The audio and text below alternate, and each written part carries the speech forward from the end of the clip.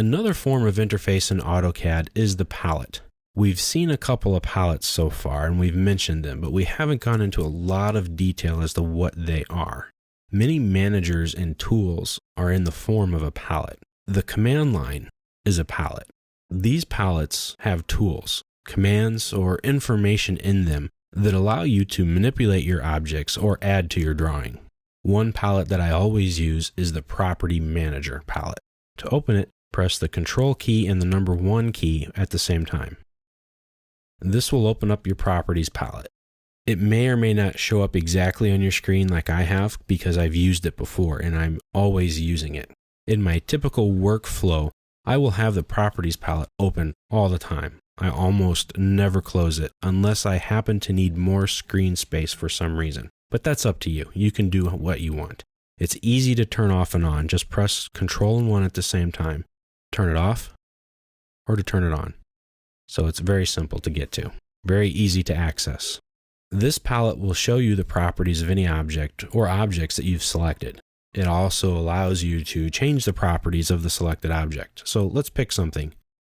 Anything. If you don't have anything drawn, go ahead and draw something, a line, a circle, anything. Once you pick it, you'll see here in the Properties menu that it tells you what it is. By clicking on this arrow, you will also see what you have selected if you've selected more than one object. I can keep selecting things and add to them. Now, it tells me that I have 7 objects selected and that all of them are listed. If I click the arrow, it better defines what's been selected. 1 line, 5 circles, and 1 polyline. The polyline is this rectangle. Now I can get to the attributes for that 1 line, and it tells me my starting and ending vertices, the deltas, their lengths, their area.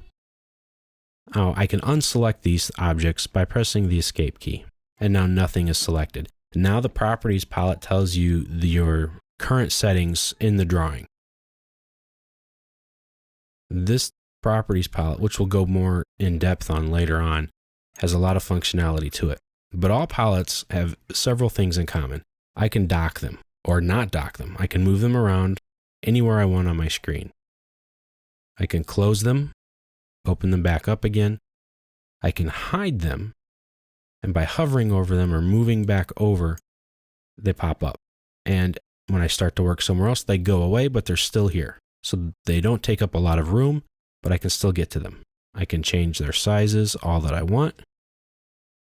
All I need to do is move my mouse over the edge, get the moving arrows, and have at it. I can tell them to stay out all the time. And if I click on the bar and hold it with a left click, I can dock them on the side. Or I can just pull them out again. Now if I auto hide them and then dock them, that's what they'll do. I can right click on and allow the docking or not, or I can just let them go. So you have a lot of display options with your palettes. Another major palette that I want to show you is the Tool palette. Press Ctrl and 3 at the same time to bring it up. This palette, the Tool palette, is full of blocks, hatch patterns, materials, commands, custom script files, etc. It's the main source for your block library, or at least it can be. The Tool palette is tabbed, like the ribbon, to different design genres: architect, mechanical, electrical, civil, etc. This is the out-of-the-box Tool palette.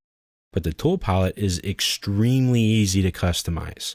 Essentially, you're going to right-click and make a new palette and then literally drag and drop things right into it. Commands, objects, etc. We'll talk more about it later. But it's a very useful and a very powerful palette.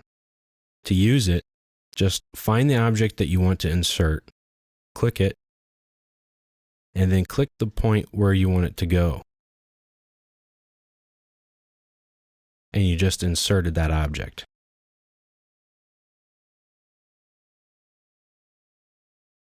There you go. There are many objects in here.